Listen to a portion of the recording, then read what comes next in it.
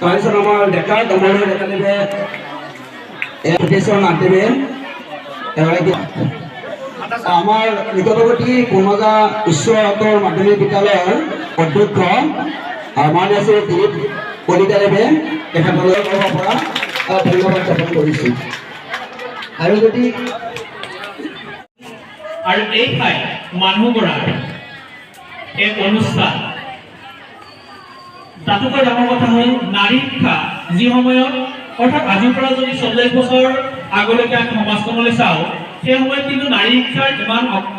আগবাঢ়ি যোৱা নাছিল। আগবঢ়াই অনাৰ ক্ষেত্ৰত নাৰীসকলৰ ব্যক্তিত্ব বিকাশৰ ক্ষেত্ৰত আৰু নাৰী সবলীকৰণ কৰি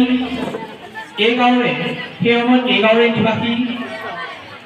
চণ্ডীচৰণ চলিহাদেৱৰ নেতৃত্বত বুঢ়া অঞ্চলৰ ৰাইজ বিশেষকৈ বিষ্ণুপুৰ গৰৈমাৰী নকুন্দা বুঢ়া জয়ন্তীপুৰ টিপকুচি এই সমগ্ৰ অঞ্চলৰ মানুহক লগত লৈ সন্মুখৰ পৰা নেতৃত্ব প্ৰদান কৰি এই অঞ্চলত 1981 চনৰ